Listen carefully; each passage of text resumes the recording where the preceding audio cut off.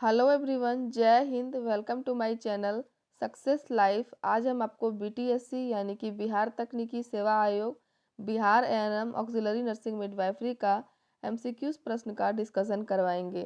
तो इसमें हम सब्जेक्ट वाइज डिस्कशन करवाते हैं। तो आज हम मिडवाइफरी सब्जेक्ट से एमसीक्यूज प्रश्न का डिस्कशन करवाएंगे। इससे पहले मैं मिडवाइफरी का 2 क्लास ले चुकी हूँ। अगर आप लोग नहीं देखे हैं तो प्लेलिस्ट में जाकर जरूर देखें। आज तीसरा क्लास का डिस्कशन होगा। तो यह बुक जो है यह साइंटिफिक पब्लिकेशन का है और यह एक तरह का गाइड है जो एएनएम प्रतियोगिता परीक्षा के लिए बहुत ही महत्वपूर्ण गाइड है। तो जैसा कि आप सबको पता है कि एएनएम का एडमिट कार्ड भी आ गया है, तो समय बहुत ही कम बचा है। आप लोग जल्दी जल्दी तैयारी में लग जाइए। तो चलिए हम स्टार्ट करेंगे मिडवाइफरी का क्लास 3rd से। तो आज का हमारा पहला प्रश्न है, प्रसव पूर्व सलाह में शामिल है। प्रसव पूर्व सलाह एंटीनेटल एडवाइस में क्या शामिल है? तो इसका उत्तर हो जाएगा माता को प्रतिदिन अतिरिक्त 300 किलो कैलोरी लेने के लिए प्रोत्साहित करना, माता को आयरन तथा फोलिक एसिड टैबलेट लेनी चाहिए, टेटनस टॉक्साइड इम्यूनाइजेशन करवाना चाहिए। यह तीनों प्रसव पूर्व सलाह में शामिल है, इसलिए इसका उत्तर हो जाएगा ऑप्शन नंबर डी, उपरोक्त सभी। अगला प्रश्न है, मनुष्य में निषेचित अंडे का आरोपण कहाँ होता है? मनुष्य में निषेचित अंडे का आरोपण इम्प्लामेंटेशन कहाँ होता है? तो इसका उत्तर हो जाएगा यूट्रस में होता है, ऑप्शन नंबर सी। अगला प्रश्न हो जाएगा, निम्नलिखित में से कौन सा ट्रू लेबर पेन का लक्षण नहीं है? निम्नलिखित में से कौन सा ट्रू लेबर पेन का लक्षण नहीं है? तो पेन का गर्भाशय की हार्डनिंग से संबंधित ना होना यह ट्रू लेबर पेन का लक्षण नहीं है, ऑप्शन नंबर सी इसका सही उत्तर हो जाएगा। पेन का गर्भाशय की हार्डनिंग से संबंधित ना होना यह ट्रू लेबर पेन का लक्षण नहीं है, ऑप्शन नंबर सी इसका सही उत्तर हो जाएगा। अगला प्रश्न है, प्राइमी ग्रेविडा में प्रसव की प्रथम अवस्था की अवधि होती है।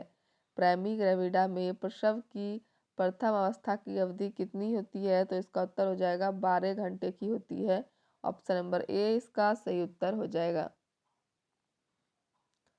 अगला प्रश्न है, मल्टी ग्रेविडा में प्रसव की प्रथम अवस्था की अवधि कितनी होती है? तो इसका उत्तर हो जाएगा ऑप्शन नंबर बी, 8 घंटे की होती है। प्रसव की किस स्टेज को सर्वाइकल स्टेज के नाम से जाना जाता है? तो इसका उत्तर है प्रसव के फर्स्ट स्टेज को सर्वाइकल स्टेज के नाम से जाना जाता है। अगला प्रश्न हो जाएगा, नॉर्मल लेबर में रिट्रैक्शन का प्रभाव है। नॉर्मल लेबर में रिट्रैक्शन का क्या प्रभाव है? तो इसका उत्तर हो जाएगा लोअर यूटेरिन सेगमेंट के निर्माण के लिए यह आवश्यक है। यूट्रस का सरफेस एरिया कम करता है ताकि प्लेसेंटा अलग हो सके। यह भी नॉर्मल लेबर में रिट्रैक्शन का प्रभाव है। प्रेजेंटिंग पार्ट से आगे की तरफ गति में सहायक। तो तीनों हमारा जो ऑप्शन है ए, बी और सी नॉर्मल लेबर में रिट्रैक्शन का प्रभाव है, तो इसलिए इसका उत्तर हो जाएगा ऑप्शन नंबर डी, उपरोक्त सभी। अगला प्रश्न देखेंगे, प्रसव की कौन सी अवस्था में प्लेसेंटा अलग होता है? प्रसव की कौन सी अवस्था में प्लेसेंटा अलग होता है? तो इसका उत्तर हो जाएगा ऑप्शन नंबर सी, तृतीय अवस्था में प्लेसेंटा अलग होता है। प्रसव की ऑब्जर्वेशनल स्टेज कौन सी है? तो इसका उत्तर है ऑप्शन नंबर डी, चतुर्थ अवस्था जो है यह प्रसव की ऑब्जर्वेशनल स्टेज है। अगला प्रश्न है, पार्टोग्राफ की सर्वप्रथम योजना बनाई। पार्टोग्राफ की सर्वप्रथम योजना किसने बनाई? तो इसका उत्तर हो जाएगा ऑप्शन नंबर सी, फ्रेडमैन ने पार्टोग्राफ की सर्वप्रथम योजना बनाई। अगला प्रश्न है, नॉर्मल लेबर की प्रथम अवस्था के प्रबंधन में शामिल नहीं है। नॉर्मल लेबर की प्रथम अवस्था के प्रबंधन में क्या शामिल नहीं है? तो इसका उत्तर हो जाएगा यदि झिल्लियां इंटैक्ट हो तो मरीज को कंप्लीट रेस्ट के लिए प्रोत्साहित करना यह शामिल नहीं है, ऑप्शन नंबर सी इसका सही उत्तर हो जाएगा। वल्वा का सेविंग करना, सोप एंड वाटर एनिमा देना, यदि मरीज यूरिन पास नहीं कर रहा है तो कैथेटराइजेशन करना, यह तीनों नॉर्मल लेबर की प्रथम अवस्था में शामिल है, सिर्फ ऑप्शन नंबर सी को छोड़कर। तो इसलिए इसका उत्तर हो जाएगा ऑप्शन नंबर सी, यदि झिल्लियाँ इंटैक्ट हो तो मरीज को कंप्लीट रेस्ट के लिए प्रोत्साहित करना। यह ऑप्शन जो है यह नॉर्मल लेवर की प्रथम अवस्था में शामिल नहीं है। अगला प्रश्न हो जाएगा, भारत में कौन सा कैंसर महिलाओं में मृत्यु का मुख्य कारण है?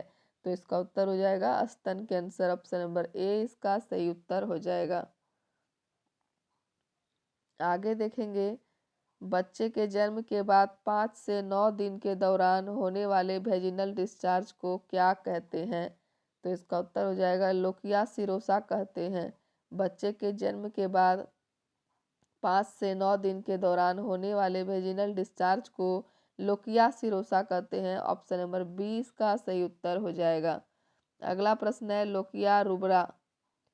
लोकिया रुब्रा के बारे में कौन सा कथन असत्य है? तो इसमें देखिए आप लोग, हमारा 4 कथन है, इसमें कौन सा कथन असत्य है लोकिया रुब्रा के बारे में? तो पहला कथन है इसका रंग लाल होता है, यह तो सही है। दूसरा, इसमें ब्लड तथा भ्रूणीय झिल्लियाँ मौजूद होती है, यह भी सही है। इसका रंग हल्का पीला या गुलाबी होता है, तो यही कथन जो है हमारा लोकिया रुब्रा का गलत है। तो ऑप्शन नंबर सी इसका सही उत्तर हो जाएगा। इसका डिस्चार्ज डिलीवरी के बाद 1 से 4 दिन तक होता है, यह भी सही है। तो इसमें लोकिया रुब्रा के बारे में कौन सा कथन असत्य है? तो ऑप्शन नंबर सी इसका असत्य है। इसका रंग हल्का पीला या गुलाबी नहीं होता है। अगला प्रश्न है, निम्न में से कौन सी वैक्सीन गर्भावस्था में कॉन्ट्राइंडिकेटेड होती है? तो इसका उत्तर हो जाएगा रूबेला वैक्सीन जो है यह गर्भावस्था में कॉन्ट्राइंडिकेटेड होती है। लोकिया एल्बा का रंग कैसा होता है? तो इसका उत्तर है पीला सफ़ेद। लोकिया एल्बा का रंग पीला सफ़ेद होता है। ऑप्शन नंबर डी इसका सही उत्तर हो जाएगा। अगला प्रश्न है, डिलीवरी के बाद प्रथम 5 दिनों में 5 से 6 दिनों में डिस्चार्ज की औसत मात्रा लगभग कितनी होती है? तो इसका उत्तर हो जाएगा 250 ml लगभग होती है। डिलीवरी के बाद 5 से 6 दिनों में डिस्चार्ज की औसत मात्रा लगभग 250 ml होती है। अगला प्रश्न है, गर्भावस्था के दौरान मॉर्निंग सिकनेस के मैनेजमेंट में शामिल है। गर्भावस्था के दौरान मॉर्निंग सिकनेस के मैनेजमेंट में क्या शामिल है?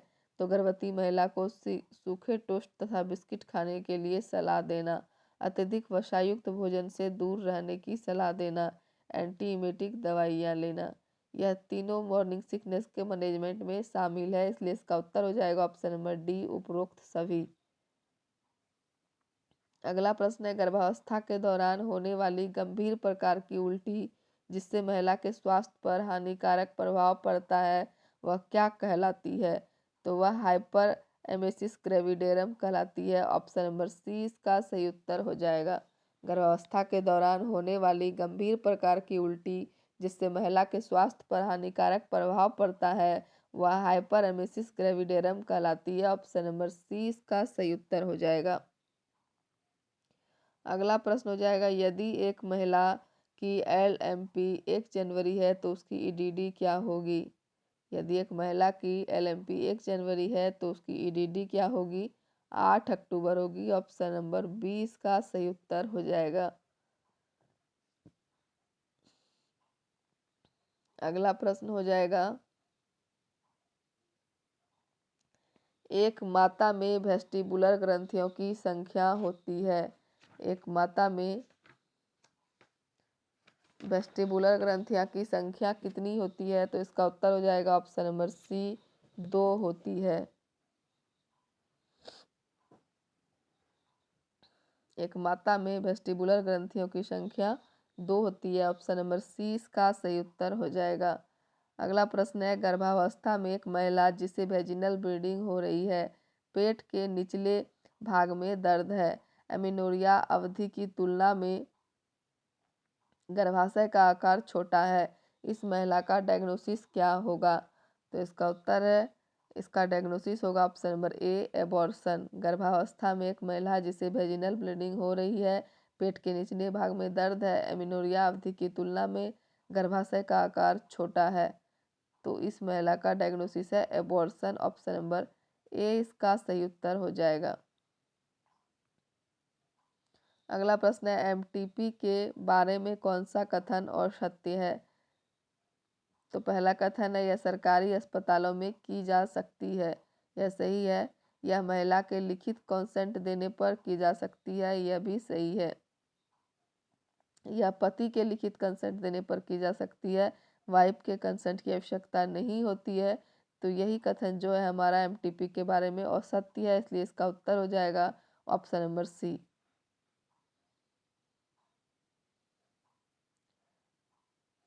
अगला प्रश्न है हाइडेटिफॉर्म मोल क्या है। हाइडेटिफॉर्म मोल एक क्या होगा, तो हाइडेटिफॉर्म मोल एक प्लेसेंटा की असामान्य स्थिति है, ऑप्शन नंबर डी इसका सही उत्तर हो जाएगा। अगला प्रश्न है एड्स एक वायरस जनित संक्रामक बीमारी, ऑप्शन नंबर डी इसका सही उत्तर हो जाएगा। प्रसव पूर्व रक्तस्राव एपीएच को इस प्रकार परिभाषित किया जा सकता है। 28 सप्ताह के बाद लेकिन बच्चे के जन्म से पहले जनन मार्ग से होने वाला रक्तस्राव जो होता है इसे प्रसव पूर्व रक्तस्राव कहते हैं, ऑप्शन नंबर ए इसका सही उत्तर हो जाएगा। प्रसव पूर्व रक्तस्राव किसे कहेंगे, 28 सप्ताह के बाद लेकिन बच्चे के जन्म से पहले जनन मार्ग से होने वाला रक्तस्राव, ऑप्शन नंबर ए इसका सही उत्तर हो जाएगा। अगला प्रश्न हो जाएगा प्रसव पश्चात रक्तस्राव को इस प्रकार परिभाषित किया जा सकता है।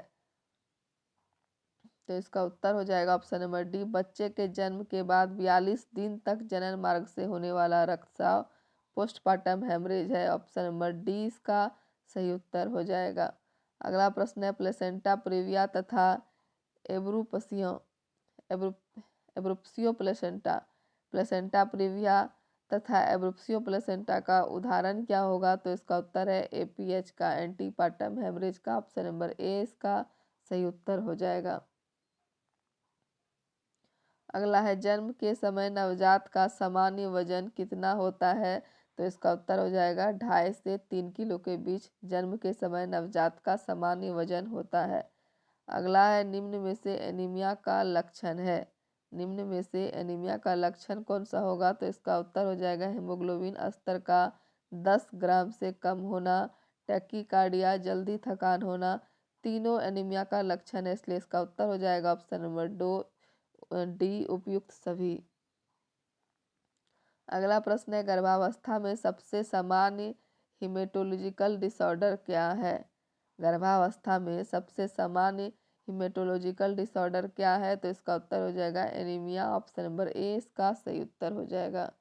अगला प्रश्न है गर्भावस्था से संबंधित एनीमिया का प्रोफाइलेक्टिक उपचार क्या है, तो इसका उत्तर है सप्लीमेंट्री आयरन थेरेपी, माता को आयरन युक्त भोजन पदार्थों का सेवन करने के लिए प्रोत्साहित करना, हुकवर्म इन्फेस्टेशन यदि उपस्थित हो तो उनका उपचार करना। यह तीनों ऑप्शन जो है यह एनीमिया से संबंधित उपचार है, इसलिए इसका उत्तर हो जाएगा ऑप्शन नंबर डी उपरोक्त सभी। अगला प्रश्न हो जाएगा समय पूर्व प्रसव प्री टर्म लेबर को इस प्रकार परिभाषित किया जा सकता है, तो इसका उत्तर हो जाएगा ऑप्शन नंबर ए गर्भावस्था के 37 सप्ताह पूर्ण होने से पूर्व ही प्रसव प्रारंभ होना। प्री टर्म लेबर का किस प्रकार परिभाषित करेंगे, तो इसका उत्तर हो जाएगा गर्भावस्था के 37 सप्ताह पूर्ण होने से पूर्व ही प्रसव प्रारंभ होना, इसका सही परिभाषित किया जाएगा, ऑप्शन नंबर ए इसका सही उत्तर हो जाएगा। अगला प्रश्न है पोस्ट मैच्योरिटी को परिभाषित किया जा सकता है। पोस्ट मैच्योरिटी को परिभाषित कैसे करेंगे, गर्भावस्था के 42 सप्ताह के बाद तक भी गर्भावस्था का कंटिन्यू रहना, गर्भावस्था के 42 सप्ताह के बाद तक का भी गर्भावस्था का कंटिन्यू रहना, ऑप्शन नंबर डी है इसका सही उत्तर। पोस्ट मैच्योरिटी का डिफाइन करेंगे गर्भावस्था के 42 सप्ताह बाद तक भी गर्भावस्था का कंटिन्यू रहना, ऑप्शन नंबर डी इसका सही उत्तर हो जाएगा। अगला प्रश्न है अंडोत्सर्ग के दौरान जो कोशिका निकलती है उसे क्या कहा जाता है, तो इसका उत्तर हो जाएगा ऑप्शन नंबर सी द्वितीयक ओसाइट कहा जाता है, ऑप्शन नंबर सी इसका सही उत्तर हो जाएगा। महिला में कौन सी कोशिका जन्म के समय पाई जाती है, तो प्राथमिक ओसाइट जो है यह कोशिका जन्म के समय महिला में पाई जाती है। ऑप्शन नंबर ए इसका सही उत्तर हो जाएगा। अगला प्रश्न है, निम्न में से कौन सी कोशिका महिला में प्यूबर्टी से पहले पाई जाती है? तो इसका उत्तर है पोलर बॉडी जो है यह महिला में प्यूबर्टी से पहले पाई जाती है। ऑप्शन नंबर सी इसका सही उत्तर होगा। अगला प्रश्न है, पुरुषों में कौन सी कोशिका प्यूबर्टी से पहले पाई जाती है? तो इसका उत्तर हो जाएगा ऑप्शन नंबर ए स्पर्मेटोगोनिया।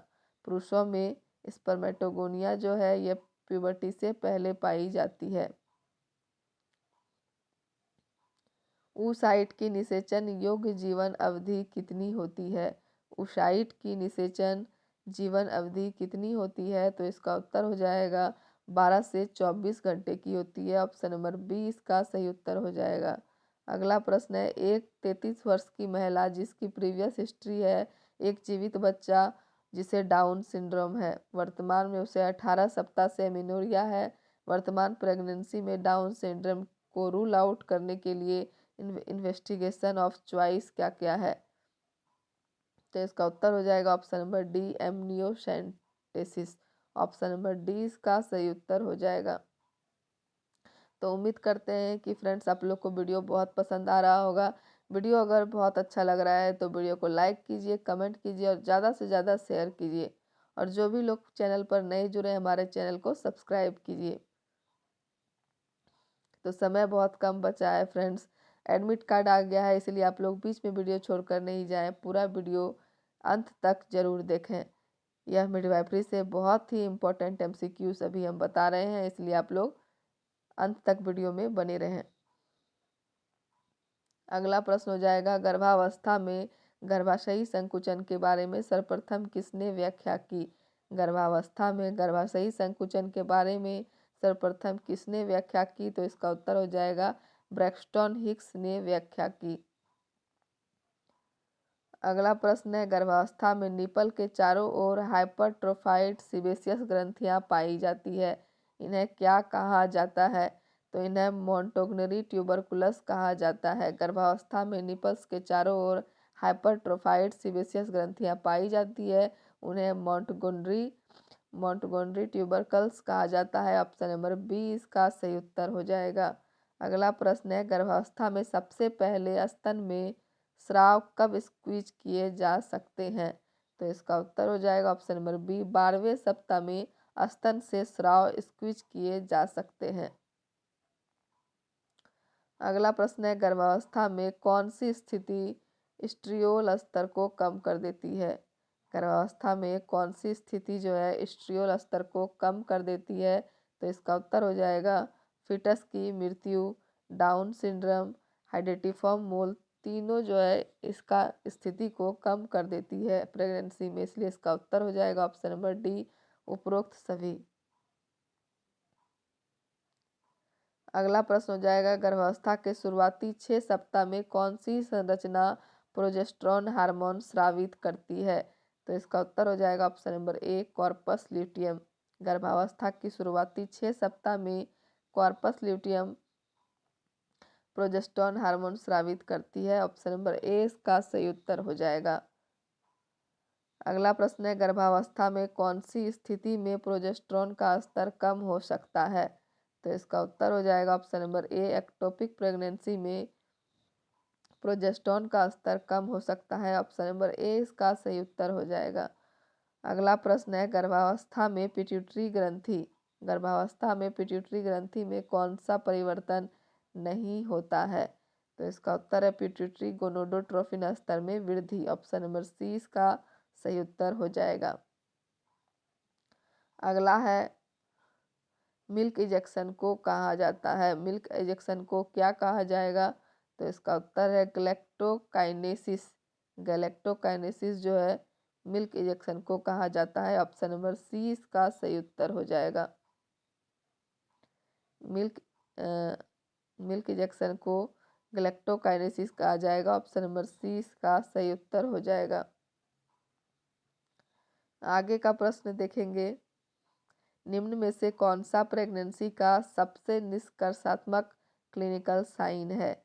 निम्न में से कौन सा प्रेगनेंसी का सबसे निष्कर्षात्मक क्लिनिकल साइन है? तो इसका उत्तर हो जाएगा option number C, fetal heart sound. Option number C इसका सही उत्तर हो जाएगा। अगला प्रश्न है, सबसे पहले फीटल हार्ट साउंड को अस्कल्टेट किया जा सकता है? सबसे पहले फीटल हार्ट साउंड को कब अस्कल्टेट किया जा सकता है? तो गर्भावस्था के 8 से 10 सप्ताह के मध्य अस्कल्टेट किया जा सकता है फीटल हार्ट साउंड को। ऑप्शन नंबर बी इसका सही उत्तर हो जाएगा। अगला प्रश्न है, जन्म के समय नवजात की लंबाई लगभग होती है? जन्म के समय नवजात की लंबाई लगभग कितनी होगी? तो 45 से 48 सेंटीमीटर होगी। ऑप्शन नंबर ए इसका सही उत्तर हो जाएगा। पोस्टीरियर फंटानेल पर कुल कितने सूचर्स जुड़ते हैं? तो इसका उत्तर हो जाएगा ऑप्शन नंबर बी, 3 सूचर्स जुड़ते हैं। पोस्टीरियर फंटानेल पर कुल 3 सूचर्स जुड़ते हैं। ऑप्शन नंबर बी इसका सही उत्तर हो जाएगा। अगला प्रश्न है, भ्रूणावस्था में किस उम्र पर भ्रूण में लेनुगो हेयर विकसित होना प्रारंभ हो जाते हैं? तो 16 सप्ताह पर भ्रूणावस्था में भ्रूण में लेनुगो हेयर विकसित होना प्रारंभ हो जाते हैं। ऑप्शन नंबर सी इसका सही उत्तर हो जाएगा। अगला प्रश्न है, गर्भावस्था में महिला का व्यवस्थित परीक्षण करना तथा सलाह देना क्या कहलाता है? तो इसका उत्तर हो जाएगा प्रसव पूर्व देखभाल कहलाता है। गर्भावस्था में महिला का व्यवस्थित परीक्षण करना तथा सलाह देना प्रसव पूर्व देखभाल कहा जाता है। ऑप्शन नंबर बी इसका सही उत्तर हो जाएगा। अगला प्रश्न है, एंटीनेटल केयर का उद्देश्य क्या है? तो इसका उत्तर हो जाएगा हाई रिस्क प्रेगनेंसी का पता लगाना, किसी भी प्रकार की कॉम्प्लिकेशन को रोकना, माता को स्वास्थ्य शिक्षा प्रदान करना। यह तीनों ऑप्शन जो है एंटीनेटल केयर का उद्देश्य है, इसलिए इसका उत्तर हो जाएगा ऑप्शन नंबर डी, उपरोक्त सभी। अगला प्रश्न है, गर्भावस्था के सेकेंड हाफ में एक महिला को कितनी अतिरिक्त कैलोरी की आवश्यकता होती है? तो इसका उत्तर हो जाएगा 300 किलो कैलोरी की अतिरिक्त आवश्यकता होती है, इसलिए इसका उत्तर है ऑप्शन नंबर बी। आगे का प्रश्न देखेंगे, गर्भावस्था के दौरान एक महिला को कितनी मात्रा में अतिरिक्त प्रोटीन की आवश्यकता होती है? तो इसका उत्तर हो जाएगा ऑप्शन नंबर ए, 10 ग्राम प्रतिदिन। अगला है, गर्भावस्था के दौरान एक महिला को कैल्शियम की कितनी मात्रा आवश्यक होगी? तो इसका उत्तर हो जाएगा 1000 मिलीग्राम प्रतिदिन। अगला प्रश्न है, डाइट से संबंधित प्रसव पूर्व सलाह में शामिल है? तो आहार हल्का तथा पोषक हो, आहार प्रचुर मात्रा में हरी सब्जियां तथा फल होने चाहिए, सभी गर्भवती महिलाओं के लिए सप्लीमेंट्री आयरन थेरेपी का आवश्यकता होती है। तो यह डाइट से संबंधित प्रसव पूर्व सलाह में तीनों शामिल है, इसलिए इसका उत्तर हो जाएगा ऑप्शन नंबर डी, उपरोक्त सभी। अगला प्रश्न है, निम्न में से कौन सी सलाह एंटीनेटल एडवाइस में शामिल नहीं है? निम्न में से कौन सी सलाह एंटीनेटल एडवाइस में शामिल नहीं है?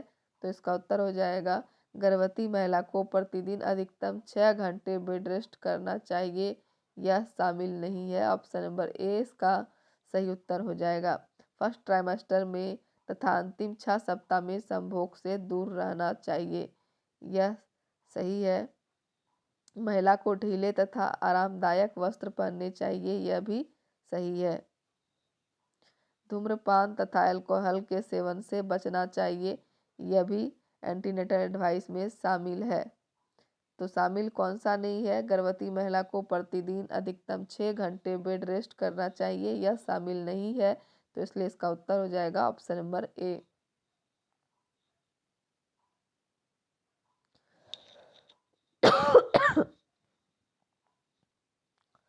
आगे का प्रश्न देखेंगे, गर्भावस्था के दौरान निम्न में से कौन सी वैक्सीन नहीं दी जा सकती है? गर्भावस्था के दौरान निम्न में से कौन सी वैक्सीन नहीं दी जा सकती है? तो इसका उत्तर हो जाएगा मीजल्स। ऑप्शन नंबर डी इसका सही उत्तर हो जाएगा। अगला है, फीटोस्कोप के द्वारा सर्वप्रथम एफएचएस कब सुनी जा सकती है? तो इसका उत्तर हो जाएगा गर्भावस्था के 18वें सप्ताह के बाद फीटोस्कोप के द्वारा एफएचएस सुनी जा सकती है। ऑप्शन नंबर बी इसका सही उत्तर हो जाएगा। अगला प्रश्न है, यदि एक महिला की LMP 1 जुलाई 2012 है तो उसकी EDD कब होगी? यदि एक महिला की LMP 1 जुलाई 2012 है तो इसकी यहाँ पे LMP नहीं होके EDD होगा। उसकी EDD कब होगी? तो इसका उत्तर हो जाएगा ऑप्शन नंबर बी, 8 अप्रैल 2013 में उसकी एक्सपेक्टेड डेट ऑफ डिलीवरी होगी। ऑप्शन नंबर डी इसका सही उत्तर हो जाएगा। तो फ्रेंड्स, उम्मीद करते हैं कि वीडियो आप लोग को पसंद आ रहा होगा। वीडियो अगर पसंद आ रहा है तो वीडियो को लाइक कीजिए, कमेंट कीजिए और ज़्यादा से ज़्यादा शेयर कीजिए ताकि सभी ANM छात्राओं के पास यह वीडियो पहुंच सके और इस वीडियो का लाभ उठा सके। और जो लोग भी चैनल पर नए जुड़े हैं, हमारे चैनल को सब्सक्राइब कीजिए ताकि हमारे सभी वीडियोस का नोटिफिकेशन आपके पास पहुंच सके। आगे का प्रश्न देखेंगे, यदि एक महिला एक्सक्लूसिव ब्रेस्ट फीडिंग करा रही है, यदि एक महिला एक्सक्लूसिव ब्रेस्ट फीडिंग करा रही है तब कॉन्ट्रासेप्टिव प्रोटेक्शन होगा, तब कॉन्ट्रासेप्टिव प्रोटेक्शन होगा प्रसव पश्चात 6 माह तक। यदि एक महिला एक्सक्लूसिव ब्रेस्ट फीडिंग करा रही है तब कॉन्ट्रासेप्टिव प्रोटेक्शन होगा प्रसव पश्चात 6 माह तक। ऑप्शन नंबर ए इसका सही उत्तर हो जाएगा। अगला प्रश्न हो जाएगा, कुल गर्भपात के 3/4 गर्भपात होते हैं। कुल गर्भपात के 3/4 गर्भपात होते हैं गर्भावस्था के प्रथम 16 सप्ताह के दौरान। ऑप्शन नंबर सी इसका सही उत्तर हो जाएगा। अगला प्रश्न है, निम्न में से कौन से गर्भ निरोधक साधन के फेल हो जाने से एक्टोपिक प्रेगनेंसी हो सकती है? तो इसका उत्तर है IUD। IUD के फेल हो जाने से एक्टोपिक प्रेगनेंसी हो सकती है। ऑप्शन नंबर ए इसका सही उत्तर होगा। अगला प्रश्न है, एक गर्भवती महिला में चैडविक साइन कब उपस्थित होता है? तो इसका उत्तर हो जाएगा गर्भावस्था के 6ठे सप्ताह पर एक महिला में चैडविक साइन उपस्थित होती है। ऑप्शन नंबर बी इसका सही उत्तर हो जाएगा। अगला प्रश्न है, फेरस सल्फेट की एक टैबलेट में अवशोषण योग्य आयरन होता है। फेरस सल्फेट की एक टैबलेट में अवशोषण योग्य आयरन क्या होता है? तो इसका उत्तर है ऑप्शन नंबर बी, 15 mg का होता है। अगला प्रश्न हो जाएगा, सोनोग्राफी के दौरान स्नो स्टॉर्म अपीयरेंस देखे जाते हैं। सोनोग्राफी के दौरान स्नो स्टॉर्म अपीयरेंस देखे जाते हैं हाइडेटिफॉर्म मोल के दौरान। ऑप्शन नंबर बी इसका सही उत्तर हो जाएगा। अगला प्रश्न है, ट्विंस केस में प्रथम बच्चे की डिलीवरी के दौरान किए जाने वाले मैनेजमेंट में शामिल नहीं है। तो प्रथम बच्चे की डिलीवरी के साथ IV इर्गोमेट्रिन। ट्विंस केस में प्रथम बच्चे की डिलीवरी के दौरान किए जाने वाले मैनेजमेंट में क्या शामिल नहीं है? तो प्रथम बच्चे की डिलीवरी के साथ IV इर्गोमेट्रिन यह शामिल नहीं है। बाकी liberal episiotomy, cord clamping, IV Ringer solution यह तीनों उसके मैनेजमेंट में शामिल है, इसलिए इसका उत्तर हो जाएगा ऑप्शन नंबर बी जो शामिल नहीं है।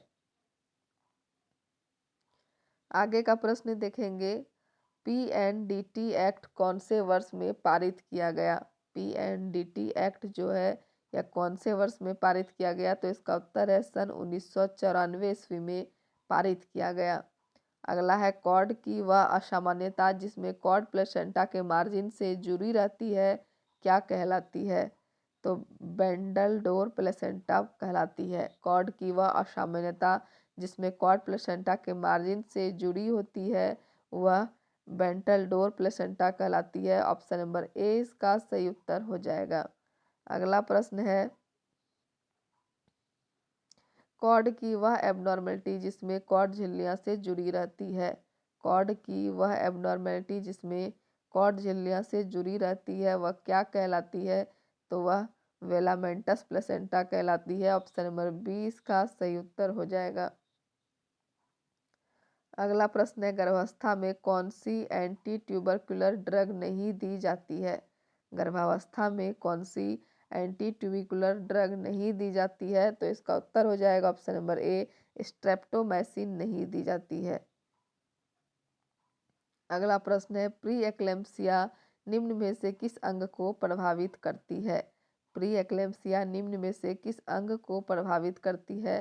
तो इसका उत्तर हो जाएगा किडनी, हृदय, लीवर, तीनों को प्रभावित करती है, इसलिए इसका उत्तर हो जाएगा ऑप्शन नंबर डी, उपरोक्त सभी। अगला प्रश्न है, प्री एक्लेम्सिया के 3 महत्वपूर्ण क्लिनिकल फीचर्स क्या हैं? प्री एक्लेम्सिया के 3 महत्वपूर्ण क्लिनिकल फीचर्स क्या है? हाइपरटेंशन, इडिमा और प्रोटीनूरिया। ऑप्शन नंबर ए इसका सही उत्तर हो जाएगा। अगला प्रश्न हो जाएगा, प्री एक्लेम्सिया के मैनेजमेंट के दौरान प्रसव के इंडक्शन के लिए कौन सा मेथड काम में नहीं लिया जाता है? तो इसका उत्तर हो जाएगा सिजेरियन डिलीवरी जो है यह मेथड काम में नहीं लिया जाता है।